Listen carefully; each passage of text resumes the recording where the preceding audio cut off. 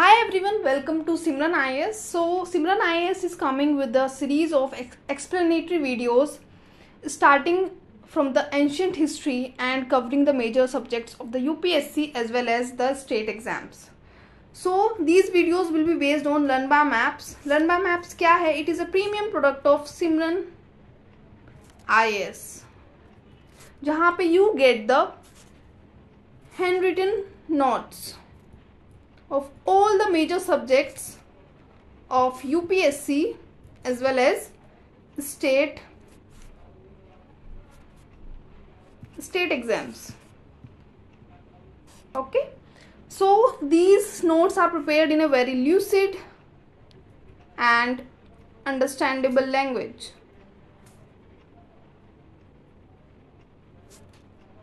That sets the Learn by Maps apart from the other sources that you may be referring. Now, coming to our first topic from the ancient history, we will be dealing with the basic concepts in the first topic so that you will not face any difficulty in the coming lectures.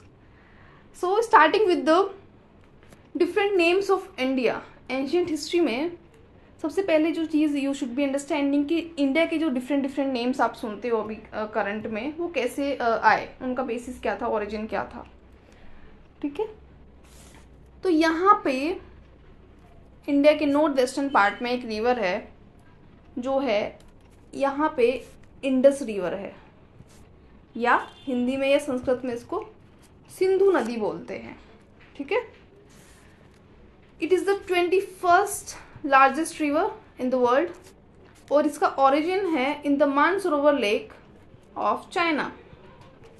तो आपको confuse नहीं होना है कि ये India में originate होती है या नहीं, because it originates in China from the Mansarovar lake which is in China.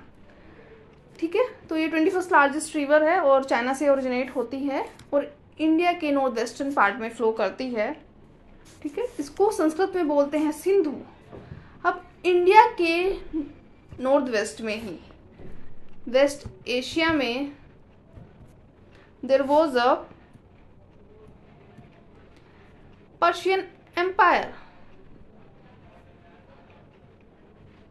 यहाँ पे पर्शियन एम्पायर थी जो अभी करंट में ईरान वाला एरिया है वहाँ पे, which was in western Asia. ठीक है, तो जो यहाँ के लोग थे वो सा को हा बोलते थे. क्या बोलते थे? सा को हा.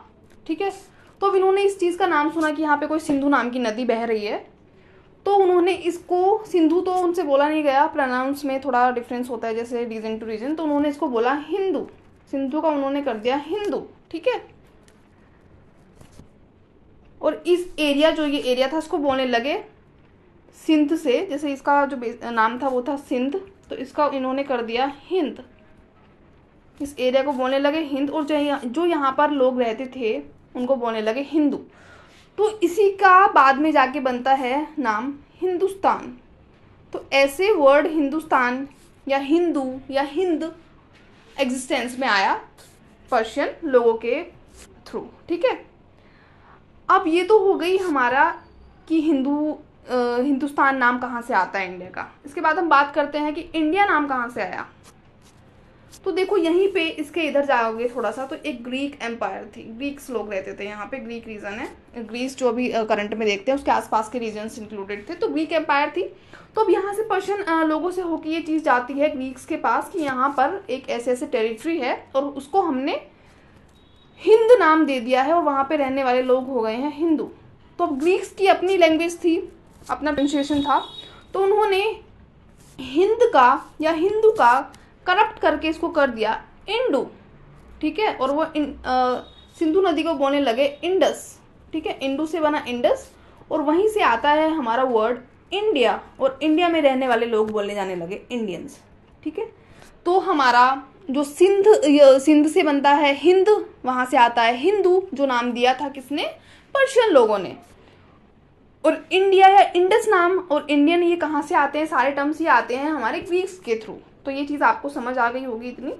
ओके, नाउ अब बाकी नाम देखते हैं इंडिया के. तो दो नाम हम देख चुके हैं जिसमें है हमारा एक हिंदुस्तान कैसे आया और एक इंडिया कैसे आया. नाउ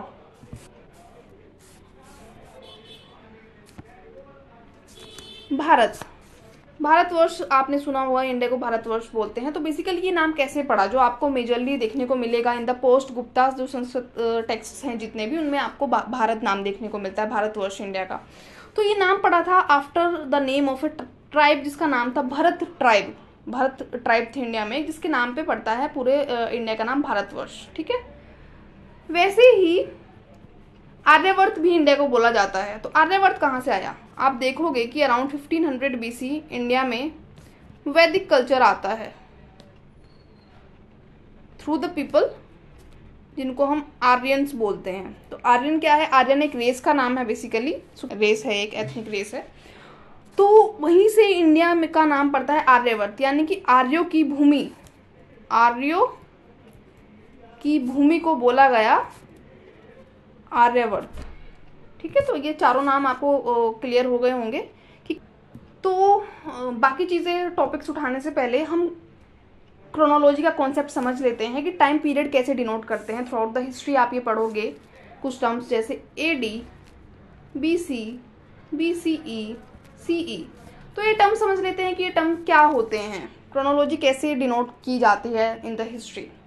तो देखो इंडिया में बेसिकली जो हम ये कैलेंडर फॉलो करते हैं जनवरी से दिसंबर तक जो मंथ्स हैं, जितने भी डेट्स हैं, ये ग्रेगोरियन कैलेंडर है, ग्रेगोरियन कैलेंडर है इसका नाम।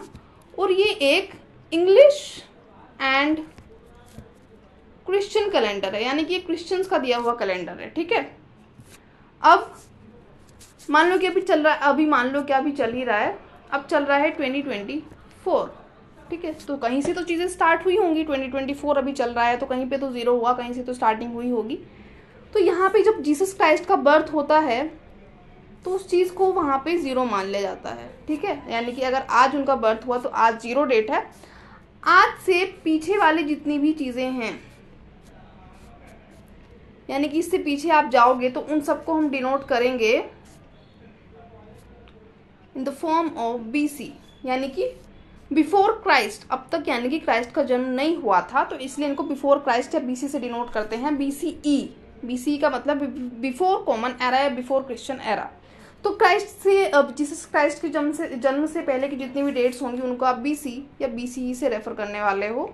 और ये चीज़ें आपकी नेगेटिव ऑर्डर में चलेंगी या डिक्रीजिंग ऑर्डर में चलेंगी, लाइक इधर 1 रहेगा, फिर 2, फिर 3, फिर 4, फिर 5, फिर 6, ऐसे करके ये चीज़ें रहेंगी, ओके। वैसे ही इनके जन्म के बाद जो भी चीज़ें होंगी उनको आप डिनोट करोगे AD, जो एक लैटिन टर्म है एनो डोमिनी, उसकी शॉर्ट फॉर्म है AD या CE।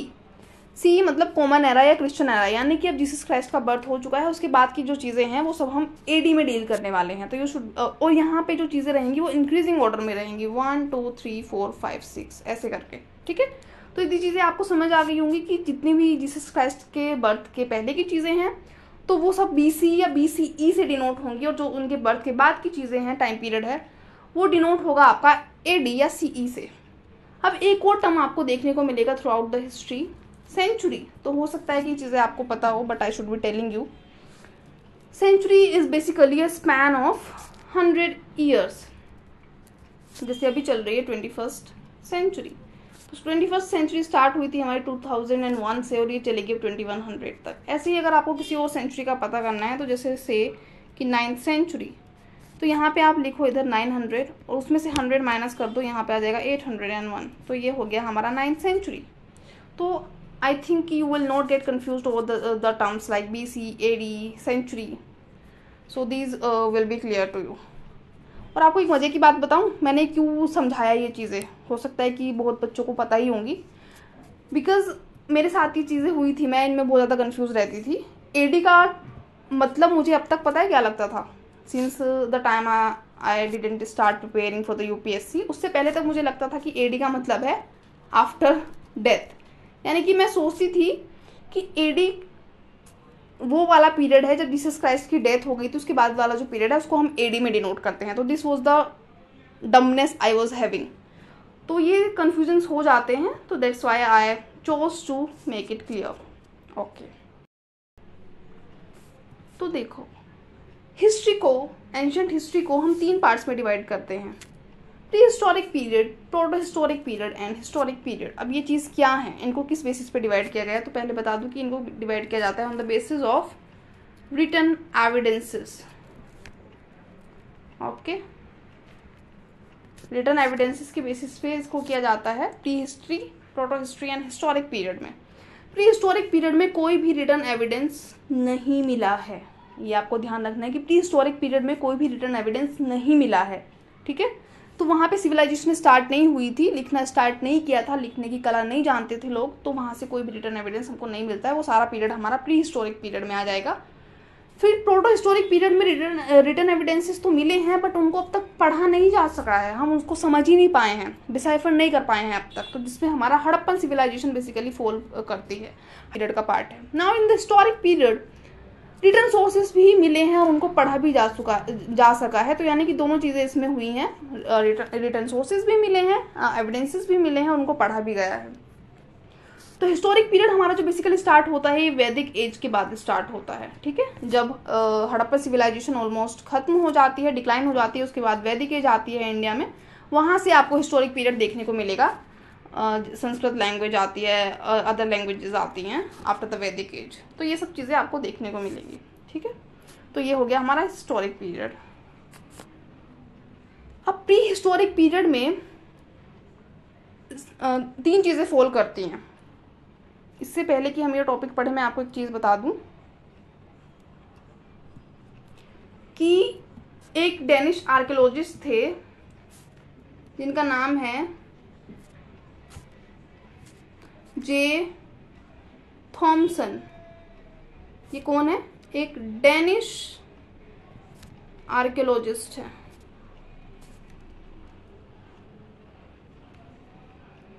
आर्कियोलॉजिस्ट हैं जिन्होंने 3 एज सिस्टम दिया। अब इन्होंने 3 एज सिस्टम दिया, मतलब on the basis of material used इन्होंने एजेस को 3 पार्ट्स में डिवाइड किया। किस बेसिस पे? Material used. किन पार्ट्स में डिवाइड किया? Stone age, bronze age and iron age. यानी कि जिस पीरियड में जो चीज़ें स्टार्ट हुई यूज़ होना, वहाँ पे on the basis of material used इन्होंने इनको 3 पार्ट्स में डिवाइड कर दिया। ठीक है, इसको बोलते हैं हम 3 एज सिस्टम। तो एक प्रीलिम्स का ये क्वेश्चन हो सकता है, इवन कुछ भी स्टेट पीसीएस एग्जाम्स में ये चीज़ पूछी भी जा चुकी है। तो आपको ये ध्यान रखना है कि 3 एज सिस्टम किसने दिया था? जे थॉमसन ने। कौन थे? एक डेनिश आर्कियोलॉजिस्ट थे। और 3 एज सिस्टम किस बेसिस पे दिया गया है? On the basis of material used.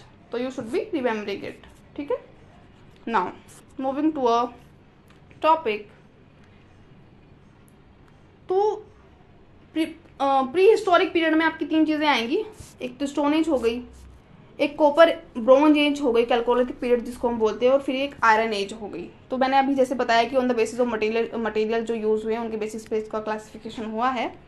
तो स्टोन एज में आते हैं हमारे again 3 periods: Palaeolithic period, Mesolithic period and Neolithic period. Okay, तो पैलियोलिथिक को फर्दर डिवाइड किया गया है इन 3 parts: lower Palaeolithic, middle Palaeolithic and upper Palaeolithic. ठीक है, तो ये सारी स्टोन एज का पार्ट है। और इसके बाद ये 2 एजेस भी मिला दे तो ये 5 की 5 जो चीज़ें आपको दिखने वाली हैं, यानी कि स्टोन एज के 3 मेजर पीरियड्स और chalcolithic and the iron age, ये सब किसके पार्ट्स हैं? प्री हिस्टोरिक पीरियड के। तो प्री हिस्टोरिक पीरियड में जैसे मैंने बताया कि स्टोन एज में 3 चीज़ें आएंगी आपकी। तो पैलियोलिथिक पीरियड में अगेन 3 क्लासिफिकेशंस है: lower Palaeolithic period, middle Palaeolithic period and upper palaeolithic period. इनके जो आपको ये टाइम फ्रेम देखने को मिल रहे हैं यहाँ पे, तो मैं पहले आपको बता दूं कि बाद में आपको कंफ्यूजन ना हो, ये रफ टाइम पीरियड है। These are rough time period, यानी कि आपको ये डिफरेंट सोर्सेज में डिफरेंट देखने को मिल सकते हैं। तो you should not get confuse कि यार एग्जैक्टली ये चीज़ तो मैंने वहाँ पे अलग पढ़ी थी, यहाँ पे अलग है। तो देखिए, जो हमारा लोअर पैलियोलिथिक पीरियड था, इसका रफ टाइम पीरियड है 1 लाख BC। 1 लाख BC से पहले का जो भी टाइम पीरियड हमारा है, यहाँ पे बता देती हूँ, 1 लाख BC से पहले का जितना भी हमारा टाइम पीरियड है वो हमारा अर्ली पैलियोलिथिक पीरियड का पार्ट है या लोअर पैलियोलिथिक पीरियड का पार्ट है। ठीक है, और हिस्ट्री का मेजर पोर्शन, ह्यूमन हिस्ट्री का मेजर पोर्शन भी इसी पार्ट में फॉल करता है हमारा लोअर पैलियोलिथिक पीरियड में या अर्ली पैलियोलिथिक पीरियड। हिस्सा अगर क्वेश्चन आता है कि कौन सा पीरियड ऐसा है जिसमें मेजर पोर्शन यानी कि around 99% of the human history का पोर्शन इसमें जाता है। कौन सा पीरियड है ये? है लोअर पैलियोलिथिक या फिर अर्ली पैलियोलिथिक पीरियड। तो यहाँ से आपका प्रीलिम्स का क्वेश्चन बन सकता है, तो ये चीज़ आपको ध्यान रखनी है। ओके, नाउ कमिंग बैक, अब अर्ली पैलियोलिथिक पीरियड में तो क्या क्या टेक्नोलॉजी थी, क्या क्या यूज़ करते थे? हैंड एक्सेस, क्लीवर्स एंड चॉपर्स, ये सारे स्टोन्स के बने हुए थे। मेजरली कौन सा स्टोन यूज होता था? क्वार्जाइट स्टोन का नाम है, क्वार्जाइट स्टोन का चीज़ें बनाते थे। हैंड एक्सेस, क्लीवर्स एंड चॉपर्स वगैरह उसको यूज़ करते थे। ठीक है, अब इसके अलावा एक चीज़ और ध्यान रखने वाली है कि through out the palaeolithic period majorly human was a Hunter gatherer, यानी कि इन तीनों पीरियड में ह्यूमन मेजरली क्या था? हंटर गैदरर था। ठीक है, यानी कि डोमेस्टिकेशन ऑफ एनिमल यहाँ पे स्टार्ट नहीं होता है in the palaeolithic period. Even agriculture भी स्टार्ट नहीं हुआ था in the palaeolithic period. Got it? तो these things you should be keeping in your mind. Now sites कौन सी हैं इंपॉर्टेंट? वेलन वैली जो कहाँ पे है? हमारे उत्तर प्रदेश में सिचुएटेड है। एंड डिडवाना जो राजस्थान का पार्ट है। ठीक है, कोई भी ब्यूरियल या पोर्ट्री उतनी इंपॉर्टेंट हमको नई एविडेंस देखने को मिले हैं from the lower Palaeolithic period. Now middle Palaeolithic period में का जो रफ टाइम पीरियड है वो है 1 लाख BC के बाद से लेकर 35,000 BC तक, यानी कि 1 लाख BC तक तो लोअर पैलियोलिथिक था। उसके बाद मिडिल पैलियोलिथिक पीरियड आ जाता है from 1 lakh BC to 35,000 BC। इसमें जो टेक्नोलॉजी यूज होती है स्टोन की वो मेजरली होती है flakes, blades, borers and scrapers, यानी कि थोड़ा सा शेप चेंज हो जाता है चीज़ों का और उनको डिफरेंट डिफरेंट नाम दे दिए जाते हैं। बट अब भी जो मेजर स्टोन यूज होता था इट वॉज क्वार्जाइट। ठीक है, एंड जैसे मैंने पहले बताया कि पैलियोलिथिक पीरियड में ह्यूमन हंटर गैदरर था। इसकी मेजर साइट्स कौन सी है of the middle Palaeolithic period? Narmada river जो हमारी कहाँ पे सिचुएटेड है? Majorly in the Madhya Pradesh. Tungabhadra river के साउथ का जो पार्ट है वो, और बेलन valley again from the UP. तो इससे आपको एक चीज़ समझ आ गई होगी कि बेलन वैली बहुत early Palaeolithic and middle Palaeolithic का पार्ट है। ओके, बेलन वैली जो है ये आपका लोअर पैलियोलिथिक का भी पार्ट है और मिडिल पैलियोलिथिक का भी पार्ट है। तो ये चीज़ें आपको याद रखनी है। अब यहाँ से हमको ब्यूरल या कुछ चीज़ ऐसी क्या मिली हैं? तो एनिमल फॉसिल्स मिले हैं of the cattle and deer, जो कौन से एज को रिफ्लेक्ट करते हैं? मिडिल पैलियोलिथिक एज को। Now coming to the next thing, upper palaeolithic period जिसका रफ टाइम पीरियड है 35,000 BC से लेकर 10,000 BC तक हमारी कौन सी एज चलती है? Upper palaeolithic age. यहाँ से अगेन थोड़े से चेंजेस होते हैं in the stone technology use. तो यहाँ पे flint, blade and burins use होने लगते हैं और स्टोन भी डिफरेंट वैराइटीज के आ जाते हैं, जैसे शर्ट यूज होता है। ठीक है, जेस्पर यूज होता है। क्वार्जाइट भी no doubt side by side चल रहा था, ये नहीं समझ लेना है आपको क्योंकि क्वार्जाइट का यूज बंद हो गया था। This was not the thing, but majorly यहाँ से थोड़ी चीजें डाइवर्सिफाई होने लगती हैं। ह्यूमन बेसिकली अब भी हंटर गैदरर ही रहता है, बट यहाँ पे जो है इवोल्यूशन मेजरली ह्यूमन का हो जाता है मॉडर्न सपायंस की फॉर्म में, यानी कि जिस फॉर्म में अभी हम चल रहे हैं वो इवोल्यूशन हमारा अपर पैलियोलिथिक पीरियड में हो जाता है। इसकी साइट्स है majorly in the Andhra Pradesh, Karnataka, Maharashtra and central Madhya Pradesh, जो आप अभी आगे देखने वाले हो मैप में। तो ये साइट्स इन स्टेट्स में अपर पैलियोलिथिक पीरियड की साइट्स आपको देखने को मिलती हैं। Now coming to the next period which is mesolithic period या मिडल मेसोलिथिक पीरियड में जो मिडल स्टोन एज है हमारी, उसमें क्या होता है कि देखो यहाँ पे जो हमारे स्टोन के इम्प्लीमेंट्स यूज हो रहे थे ये साइज में बिगर थे। ठीक है, क्या थे? Bigger in size. But mesolithic period में जो इंपॉर्टेंट चीज आपको याद रखनी है कि इनका साइज हो जाता है छोटा, यानी कि लेस देन 5 सेंटीमीटर हो जाता है size of the stone implements use. Stone tools का साइज हो जाता है लेस देन 5 सेंटीमीटर। तो एक प्रीलिम्स का क्वेश्चन भी यहाँ से बनता है कि माइक्रोलिथ्स क्या थे? माइक्रोलिथ्स वो स्टोन टूल्स थे जो लेस देन 5 सेंटीमीटर थे इन लेंथ और जिनको मेजरली मेसोलिथिक पीरियड में यूज किया जाता था और उनको बोलते थे माइक्रोलिथ्स या टाइनी टूल्स। और ये पिछले जो पैलियोलिथिक पीरियड के टूल्स थे उनसे काफी छोटे थे, इसलिए उनको माइक्रोलिथ्स बोला गया। तो ये चीज आपको ध्यान रखनी है कि माइक्रोलिथ्स कौन से पीरियड में यूज हुए थे? तो Mesolithic period, MM, microlith and Mesolithic period, इससे आपको याद रह जाएगा ये। ठीक है, तो अगेन थोड़ा सा in the use of the type of stone थोड़ा सी चेंजेस आते हैं एंड अगेट जो स्टोन होता है उसका यूज थोड़ा स्टार्ट होना कर देते हैं लोग इन द मेसोलिथिक पीरियड। अब मेसोलिथिक पीरियड में नो डाउट कि ह्यूमन हंटिंग एंड गैदरिंग तो करता ही था, साथ में एक चीज़ बहुत इंपॉर्टेंट चीज़ होती है मेसोलिथिक पीरियड में start, it is domestication of animal start हो जाता है। डोमेस्टिकेशन ऑफ एनिमल, अगर ये क्वेश्चन आता है कि कौन से पीरियड में सबसे पहले डोमेस्टिकेशन ऑफ एनिमल स्टार्ट हुआ था, तो वो मेसोलिथिक पीरियड में हुआ था। और इसकी इंपॉर्टेंट साइट्स कौन सी है, आदमगढ़ जो मध्य प्रदेश में है और बगौर राजस्थान में है। यहाँ से फॉसिल्स मिले हैं ऑफ द लाइक एनिमल्स या फिर प्लांट्स etc के। तो ये हमारा किस पीरियड में हुआ, मेसोलिथिक पीरियड में डोमेस्टिकेशन ऑफ एनिमल स्टार्ट हुआ। जैसे कि मैंने पहले भी बताया कि पैलियोलिथिक पीरियड में there was no domestication of animal. तो कौन सी पीरियड में स्टार्ट होता है, मेसोलिथिक पीरियड में। इंपॉर्टेंट साइट्स कौन सी है, आदमगढ़ जो मध्य प्रदेश में है एंड बगौर जो राजस्थान में है। तो आई थिंक ये चीज़ें आपको अब समझ आ रही होंगी थोड़ी। Now moving to the neolithic period. Neolithic period में अब देखो यहाँ पे माइक्रोलिथ्स आए, ये थोड़ा एडवांसमेंट आया। अब यहाँ पे पॉलिश्ड टूल आ गए, यानी कि जो स्टोन के टूल्स हम यूज़ कर रहे थे, नो डाउट स्टोन के ही टूल्स अब तक चल रहे हैं, बट उनको पॉलिश करके यूज़ करने लगे इन द पॉलिश्ड फॉर्मेट। ठीक है, और स्टोन के टाइप में भी चेंजेस आ गए, डाइक, बसाल्ट, डोलोमाइट, ये सब वैरायटी ऑफ स्टोन्स यूज़ करने लगा ह्यूमन।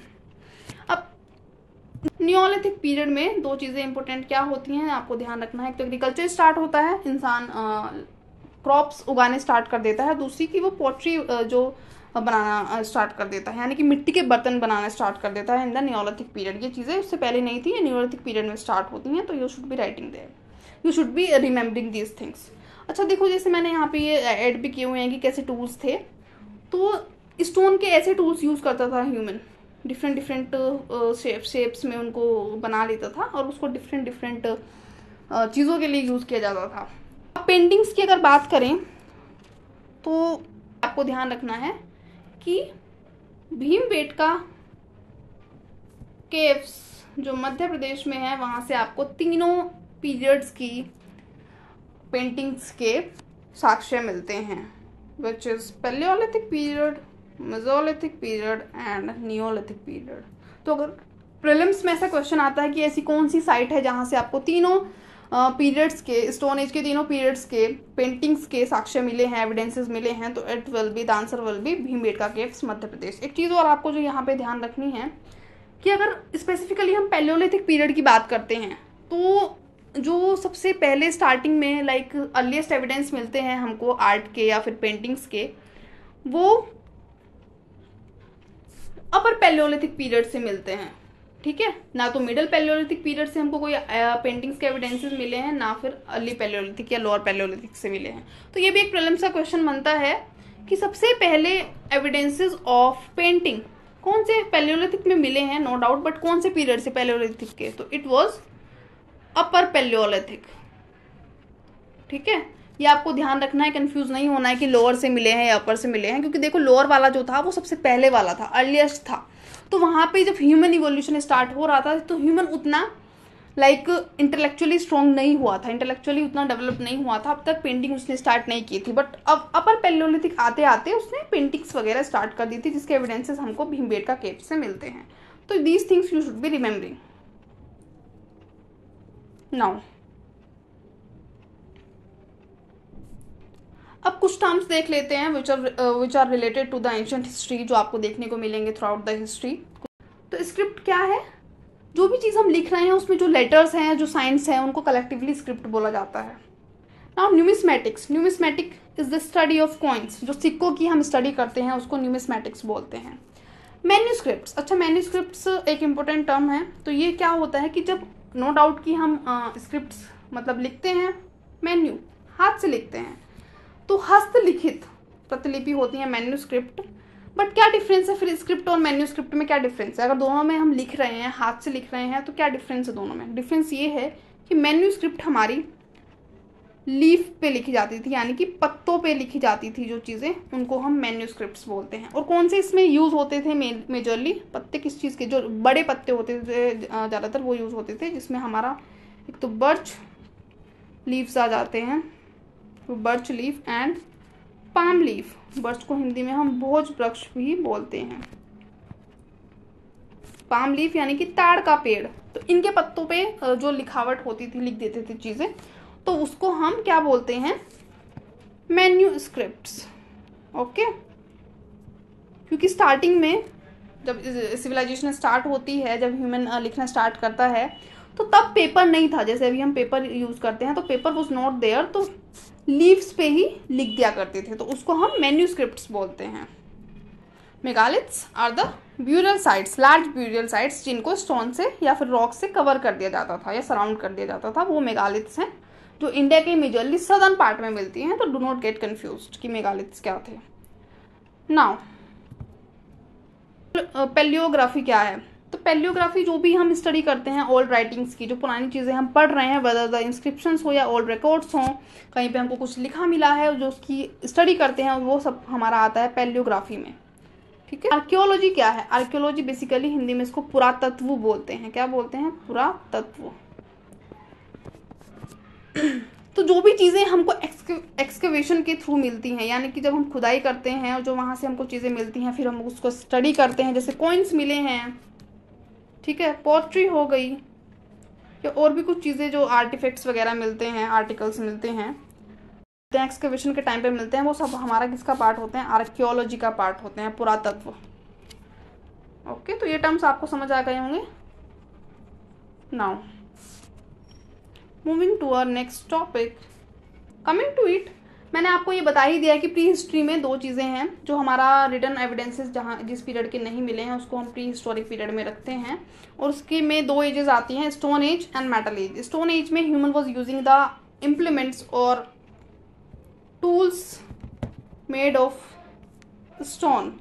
फिर मेटल एज में ह्यूमन मेटल की डिस्कवरी हो जाती है धीरे धीरे, और मेटल्स के स्टोन चीज़ें यूज़ करने लगता है। नो डाउट कि स्टोन की चीज़ें भी साइड बाय साइड चल रही होती हैं, स्टोन के टूल्स भी साइड बाय साइड यूज़ कर रहा होता है, बट मेटल्स के टूल्स यूज़ होने स्टार्ट हो जाते हैं इन द मेटल एज।